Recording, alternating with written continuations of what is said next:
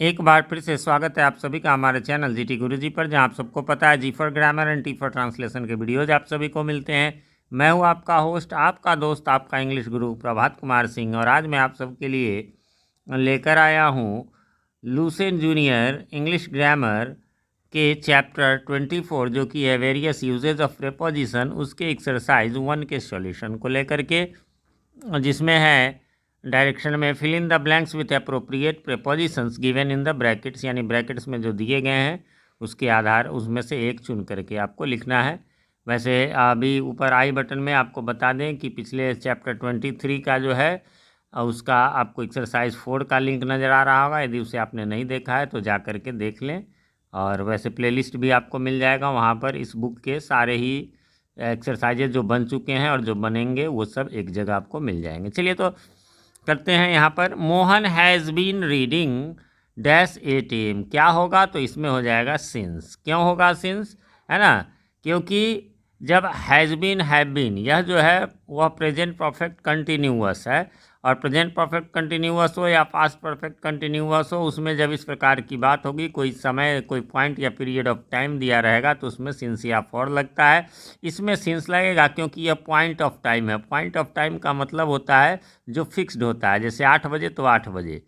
लेकिन कहेंगे कोई काम 8 घंटे से कर रहे हैं तो आपको लगेगा कि अरे अब तो 1 घंटे बाद क्या कहेंगे, 9 घंटे से, फिर कहेंगे 10 घंटे, लेकिन 8 बजे है तो वो फिक्स है, इसलिए यहाँ पर सिंस लगेगा। वैसे इस वाक्य का अर्थ हो गया कि मोहन 8 बजे से पढ़ता रहा है या पढ़ता आ रहा है।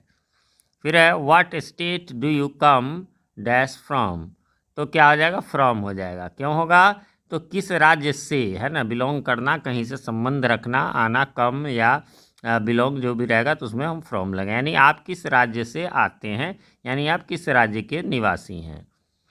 तीसरा नंबर है I depend dash my father, है ना, तो ऑन या अपॉन होता है, डिपेंड के साथ फिक्स होता है, यानी मैं अपने पिता पर निर्भर रहता हूँ या निर्भर हूँ। ठीक है।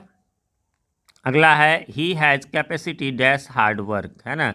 क्या होगा तो कैपेसिटी के साथ आप देखेंगे अक्सर ऑफ लगता है ना, लेकिन यहाँ पर फॉर लगाया गया। ऐसा क्यों? तो ऐसा इसलिए कि वो कैपेसिटी होता है वॉल्यूम को मापने के लिए, यानी आयतन को मापने, जैसे दिस ड्रम है कैपेसिटी ऑफ 5 लीटर, या मास को मापने के लिए कि जैसे दिस ट्रक है कैपेसिटी ऑफ कैरिंग 10 टन्स वगैरह वगैरह वगैरह। लेकिन यहाँ क्या कह रहा है, कैपेसिटी फॉर हार्ड वर्क, यहाँ कोई माप तौल ऐसा कुछ नहीं दिया गया, इसलिए यहाँ पर कैपेसिटी फॉर हार्ड वर्क हो जाएगा। इसका अर्थ हो जाएगा उसके पास हार्ड वर्क के लिए क्षमता है या हार्ड वर्क की क्षमता है। ठीक है। They are waiting dash me, है ना, यहाँ पर आपको फॉर लगेगा, है ना। क्यों लगेगा तो वेट के साथ एक तरह से आप रट सकते हैं कि फॉर होता है I am waiting for him, I will be waiting for him, है ना। तो वेट के साथ एक तरह से ये फॉर लगता है, ये फ्रेज है, यानी वे लोग मेरा इंतज़ार कर रहे हैं। Fresh air is good dash health, ये आप जानते होंगे, कोई चीज़ गुड है बैड है ना, तो उसके बाद फॉर लगता है, यानी के लिए के अर्थ में होता है, यानी ताज़ी हवा स्वास्थ्य के लिए जो है वो क्या है, गुड है, अच्छा है। आगे बढ़ेंगे नंबर 7 में, my mother thinks dash me all the times, है ना। यहाँ पर जो है अबाउट हो जाएगा। अबाउट माने होता है के बारे में, कि मेरी माँ हमेशा मतलब मेरी माँ मेरे बारे में हमेशा सोचती रहती है। ठीक है ना। तो इस तरह से बाकी बैठा के आप देखेंगे तो थिंक्स ऑन, ऑन माने कोई चीज़ के पर के अर्थ में है, मेरे के लिए कोई है तो ऐसा नहीं है, मेरे बारे में। Shastri ji was born dash 2 अक्टूबर, यहाँ पर क्या हो जाएगा, ऑन हो जाएगा। जब भी दिन की बात हो, ठीक है, या तारीख की बात हो तो उसमें ऑन लगेगा, है ना। जबकि यदि महीने की बात हो, यानी महीना की चर्चा हो, या वर्ष यानी साल का चर्चा हो, तो इन दोनों में इन लगेगा, और दिन और तारीख में ऑन लगेगा। तो यहाँ 2 अक्टूबर है इसलिए ऑन लगेगा, यानी शास्त्री जी का, यानी लाल बहादुर शास्त्री का जन्म 2 अक्टूबर को हुआ था। गांधी जी का भी 2 अक्टूबर है और शास्त्री जी का भी है। He is suffering dash cold, है ना, तो सफरिंग के साथ अब हमेशा फ्रॉम लगता है, यानी वह कोल्ड से, सर्दी से पीड़ित है। आगे बढ़ेंगे 10 नंबर में है a beggar goes from dash to dash, इसमें ध्यान में रखेंगे डोर टू डोर, ये जो है फिक्स ही एक तरह से है ना, यानी दरवाजे दरवाजे, यानी हर जगह जाना, है ना। From door to door, from room to room, इस तरह से जो नाउन को रिपीट करते हैं टू के आगे पीछे, यानी एक भिखारी दरवाजे दरवाजे जो है वो जाता है, यानी हर दरवाजे तक जाता है। I am dash trouble, I am in trouble, है ना। इसका ये भी इन ट्रबल जो है एक तरह से फ्रेज टाइप का आप मान ले सकते हैं कि मैं संकट में हूँ। The window is made dash, made के साथ हमेशा जो है दो ही चीज़ लगता है, या तो ऑफ या फ्रॉम। अब कहेंगे कि तो ऑफ क्यों नहीं लगा है, क्योंकि यह जो है जिस चीज़ का है उसी चीज़ का बना हुआ, उसका रूप परिवर्तन नहीं हुआ है ना, तो रूप परिवर्तन हो जाता है तब ऑफ लगता है। कट द एप्पल डैश, अच्छा इसका मीनिंग हुआ कि लकड़ी खिड़की जो है वो लकड़ी का बना है। Cut the Apple dash a knife, कोई भी चीज़ को हम किसी इंस्ट्रूमेंट, किसी औजार की सहायता से कोई कट करते हैं या कुछ करते हैं तो उसमें विथ लगता है ना, इसलिए हो गया कि एप्पल को एक चाकू से काट दो। यहाँ विथ माने के साथ नहीं होगा, अर्थ में हो गया से, है ना, चाकू से काट दो, लेकिन विथ हुआ। वाइन इज़, है ना, मेड फ्रॉम ग्रेप्स, वह भी जो है वाइन, अब वो भी लिक्विड और उसमें का भी लिक्विड, तो इसलिए यहाँ भी फ्रॉम लगेगा, यानी शराब जो है वो अंगूर से बनता है। प्लीज़ लिसन, लिसन के साथ रट्टा मार लीजिए, लिसन टू ही लगता है। प्लीज़ लिसन टू मी, यानी कृपया मेरी बात सुनिए, मुझे सुनिए माने मेरी बात सुनिए, कृपया मेरी बात सुनिए। Nehru ji was born dash, है ना, ओ ए ऑन से 14 नवंबर, और एक और मिस्टेक हो गया है, यहाँ पर इन हो जाएगा, है ना, तो ये आंसर में जो है वो इन मैंने नहीं लिखा है, इसका स्क्रीनशॉट ले लेता हूँ ताकि करेक्शन करवा दूंगा। तो मैंने अभी बताया ही था कि दिन और तारीख में ऑन लगता है और महीने और वर्ष में यानी साल में जो है वो इन लगता है। तो नेहरू जी 14 नवंबर 1989, नेहरू जी का जन्म 14 नवंबर 1889 को हुआ था। इस वीडियो की रिकॉर्डिंग मैं 14 नवंबर 2024 को कर रहा हूँ, हालांकि ये आपके पास आएगा 4 दिनों बाद। चलिए अगला है आपका 17 नंबर है, मधुशाला इज़ कंपोज्ड डैश बच्चन, है ना। कंपोज्ड बाय, रिटेन बाय, ये हमेशा ऐसा ही होता है ना, पैसिव फॉर्म में, यानी मधुशाला किताब का नाम है, वो उसकी रचना की गई है बच्चन साहब के द्वारा। कविता वगैरह की जो है वो रचना की जाती है, उसे लिखी नहीं जाती है, रिटेन नहीं, कंपोज्ड होता है। आई एम फॉन्ड, ये भी रट सकते हैं, फॉन्ड के साथ हमेशा ऑफ होता है, शौकीन होना। I am fond of cricket, यानी मैं क्रिकेट का शौकीन हूँ।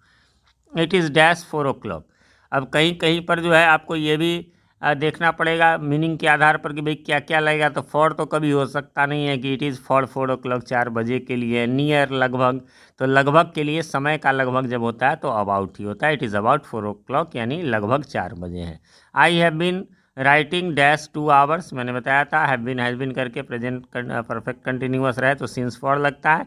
यहाँ चूँकि संख्या दी गई है, ये पीरियड ऑफ टाइम कहलाएगा, इसलिए यहाँ पर फॉर लगेगा, है ना, यानी मैं 2 घंटे से इंतज़ार करता रहा हूँ या कर रहा हूँ। अगला है the boys have been playing dash 6 AM, क्या हो जाएगा, तो सिंस लगेगा, अभी ऊपर बताए ही हैं कि ये 6 बजे, तो 6 बजे, अभी भी 6 बजे, है ना, और 2 घंटे बाद भी 6 बजे, लेकिन अभी ऊपर 2 घंटा था तो 1 घंटे बाद कहते 3 घंटे से, फिर 2 घंटे बाद कहते 4 घंटे से। वैसे मैंने इसका ना ग्रामर टॉपिक्स इन इंग्लिश के नाम से जो वीडियो होगा, जो प्लेलिस्ट होगा, उसमें टेंस का मैंने एकदम पूरा समझाया, उसका लिंक आपको ऊपर नीचे दोनों जगह, उसमें पूरा सिंस फॉर का एक अलग ही वीडियो है। वैसे टेंस से रिलेटेड 5 वीडियोज़ हैं जिसमें मैंने पूरा एकदम 0 लेवल से एडवांस लेवल तक बताया है।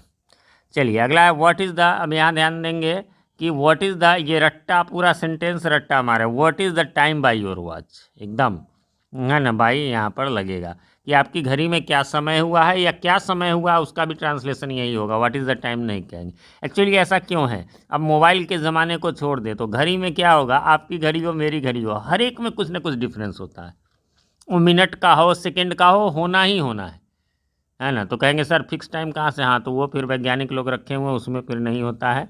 अन्यथा हमारा जो भी, इसलिए कहा जाता है, बनाया गया अंग्रेजी में कि what is the time by your watch, है ना, कि आपकी घड़ी के अनुसार क्या समय हुआ। हम सीधा कहें क्या समय, हिंदी में तो बोल देते हैं क्या बजा है, क्या समय हुआ है, तो भाई समय तो जो भी हुआ मेरी घड़ी में इतना हुआ है।